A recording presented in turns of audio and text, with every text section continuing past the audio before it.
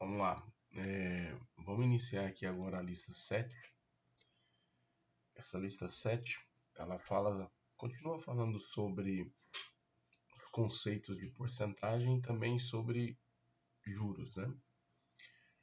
A ideia de capitalizações, você vai ter basicamente dois tipos de capitalização dentro do Enem. A capitalização simples e a capitalização composta, né? Que é o famoso juro simples e juro composto. Tem algumas coisinhas aí importantes que a gente tem que lembrar, né? Do juro simples e do juro composto. Algumas fórmulas e também algumas ideias no meio do caminho aí que são importantes. Tem a maior parte dos exercícios que vão cair sobre isso não vão ser difíceis, são exercícios mais simples. Mas às vezes tem algumas ideias um pouco mais complicadas, mas vamos ver o que tem. Vamos começar aqui número 1.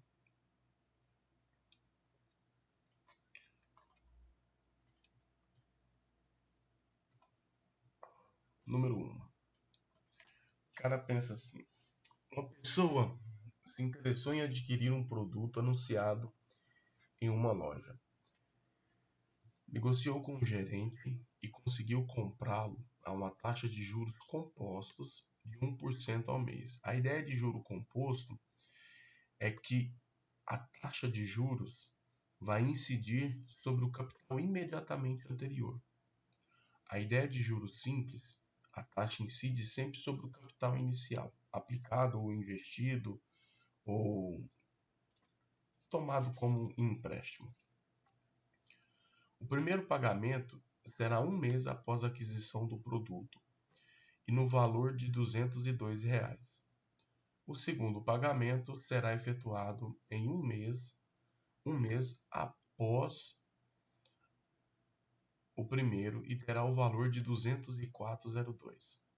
Para concretizar a compra, o gerente emitirá uma nota fiscal com o valor do produto à vista negociado com o cliente, correspondendo ao financiamento aprovado. O valor à vista em real que deverá constar na nota fiscal é de... Esse tipo de problema, observe que ele está colocando as coisas lá no futuro. Então, geralmente, a gente faz assim, ó. A gente pensa em uma régua em que o hoje figura aqui. Então, vamos imaginar aqui. Aqui é o hoje. Isso é o que está acontecendo aqui agora. Ou seja, aqui é o valor à vista do seu produto. E aí, vai existir um momento que a gente vai falar daqui a um mês. Então aqui, hoje a gente considera como sendo o tempo zero.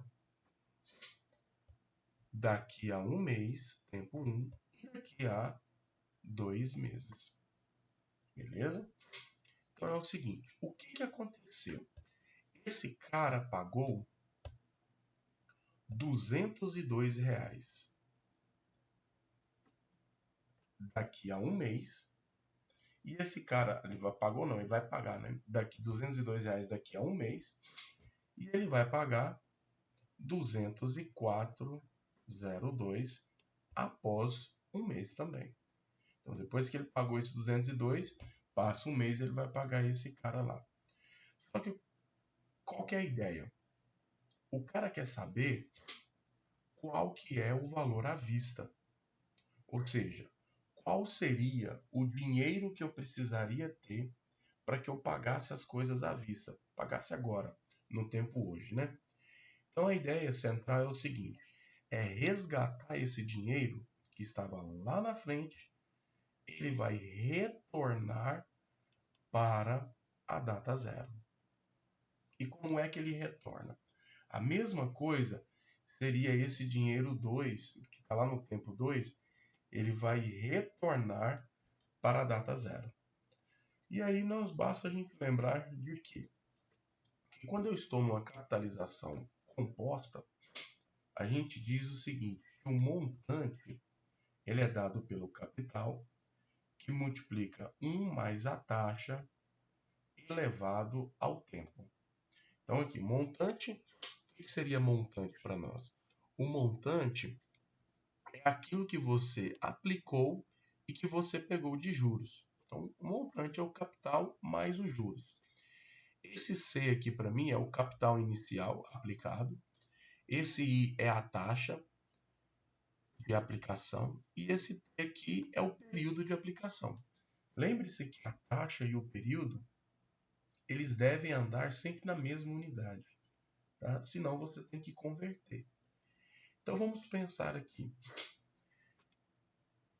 Qual é o capital que eu preciso ter aqui hoje para que ele gere R$202?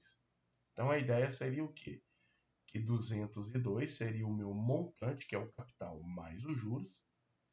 O capital inicial eu não conheço, que multiplica 1 mais a taxa. A taxa é 1%. 1% é 0,01 elevado a 1, porque foi um mês de aplicação. Então aqui você chega que 202 é igual ao capital, que multiplica 1 mais 0,1, que ficaria 1,01. Logo, o capital seria 202 dividido por 1,01. Ou seja, se nós fizermos essa conta aqui, ó, essa conta está fácil de fazer. Se você perceber aqui em cima, olha só, 202, malandragem também, tá? 202 é 2 vezes 101 dividido por 1,01. 101 dividido por 1,01, anda com a vírgula para a direita aqui, você vai ter 101 dividido por 101, então é 1. Vezes 10 a menos 2. Vindo para o numerador fica 10 ao quadrado. Então o resultado aqui é 200. Nem fiz a conta, certo? Ou seja, eu preciso ter R$200 hoje para quitar essa dívida de 202 lá na frente. Então, se eu tivesse R$200, eu não precisaria pagar 202 lá na frente, que é 1% de juros. Aí depois, o que vai acontecer com esse outro caso? Nesse outro caso, de novo, o montante é igual ao capital, que multiplica 1 mais a taxa elevada ao tempo. Só que agora o montante ele é de 204,02, igual ao capital que eu preciso para pagar aquilo daqui a 2 meses, seria 1 mais a taxa elevado ao quadrado agora, porque são 2 meses. Então isso aqui seria 204,02 igual a C, que multiplica 1,01 ao quadrado. Portanto, C seria 204,02 dividido por 1,01 ao quadrado. Agora vamos ver quanto que dá essa conta, né? 204,02, o que seria 1,01 ao quadrado? Eu estou desconfiando que aqui também vai dar 200, tá? Mas vamos lá. O que seria 1,01 ao quadrado? Seria ele vezes ele mesmo, certo? Então seria 1 vezes 1 é 1, 1 vezes 0 é 0, 1, 0, 0, 0, e aqui 1, 0, 1. Então aqui é 1, 0, 1 com 1 é 2, 0, 1. Deu, opa, errei a vírgula aqui, né? São 4 casas após a vírgula. Então deu 1,0201. Olha aqui para você ver. 1,0201.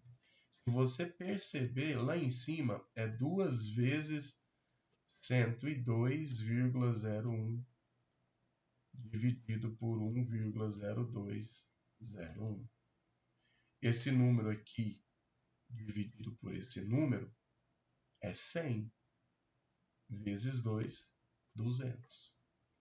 Então, quanto que eu preciso ter? Eu preciso ter R$200 para virar 202 e preciso ter R$200 para virar 204,02 lá no futuro.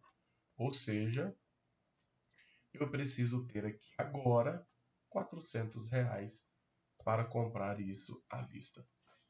Beleza? Essa seria a ideia do problema. Contas enjoadas também, né? Mais uma vez. Deixa eu pausar o vídeo aqui.